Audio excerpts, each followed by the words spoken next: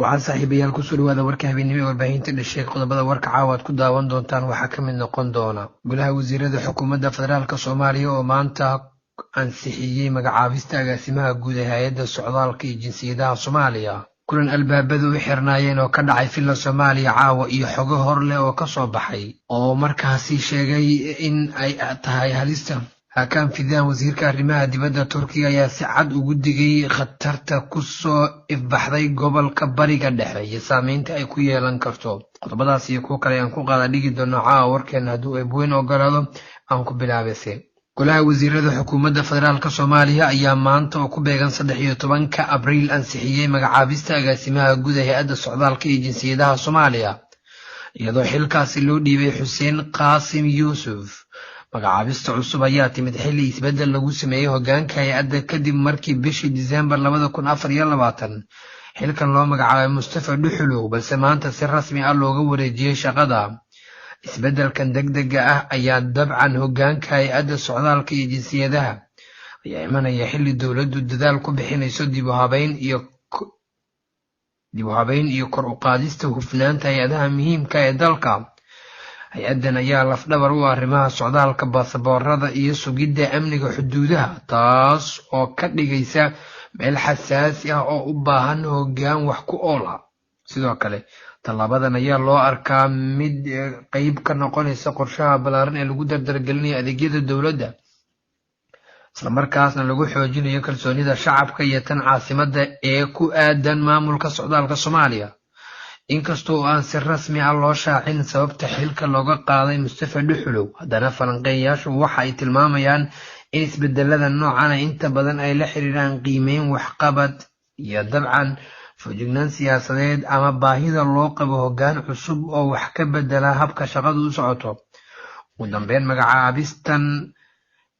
Xuseen Qaasim Yuusuf ayaa la filayaa in ay keento jihooyin cusub iyo dardargelin dheeraada oo shaqada ku aadan howlaha hay'adda iyadoo indhaha lagu hayo sida uu u wajihi doono caqabadaha jira iyo horumarka badan ee ka jira hay'addan gudaheeda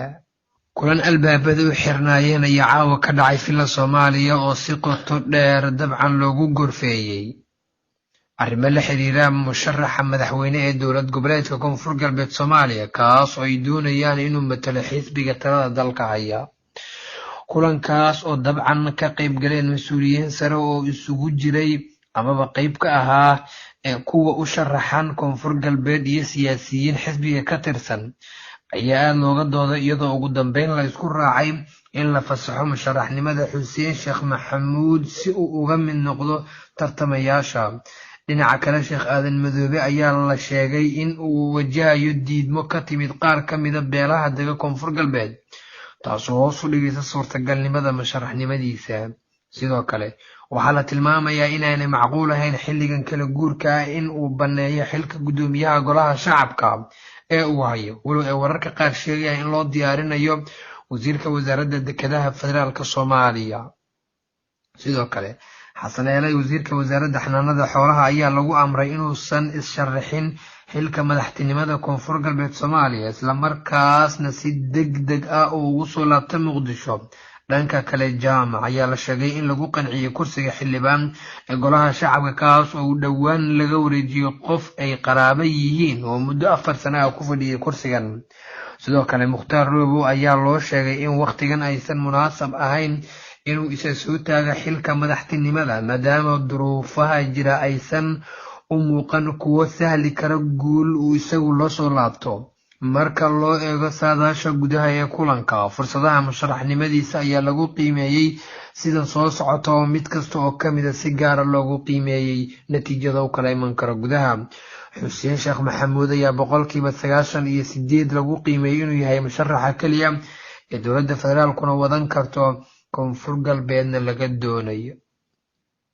Sheekh Aadan Madoobe ayaa 70% ah oo dabcan gudoomiyaha baarlamaanka dowladda Soomaaliya 70% ayaa lagu qiimeeyay walow dadka deegaanka qaarkood ay diidmo hor la ka keeneen jaamac wasiirka wasaaradda dekedaha ayaa 50% qaatay walow isaga laga yaabo inuusan is-sharaxin xasan eere ayaa qaatay 30% oo diidmo xagga dowladda federaalka ay dadkuba isugu biirtay mukhtaar roobo mansuur ayaa boqolkiiba 15 qaatay oo dadku aysan diidin laakiin dowladdu ay ku wargelisay in uusan isku soo sharaxin. ugu dambeynna warar lagu kalsoon yahay ayaa tilmaamaya in doorashada koonfur galbeed la filayo inay qabsoonto bartamaha bishan May iyadoo dhaqaaqyada siyaasadeed ay sii xoogaysanayaan maalinba maalinta ka dambaysa. Hakan Fidan wasiirka arrimaha dibadda ee Turkiga ayaa si cad ugu digay khatarta cusub ee kusoo ifbaxday gobolka bariga dhexe isaga oo sheegay in Israa'iil ay qorsheynayso duulaan militari oo ka dhan ah Suuriya. halkan ayaana si weyn u muujinaya walwalka sii kordhaya ee Ankara ay ka qabto isbeddelka degdega ah ee xaaladda amniga gobolka kusoo foodlay. Fidan waxa uu carabka ku adkeeyay in Turkigu uu dabcan u arko isku day kasta oo lagu waxyeeleynayo Suuriya mid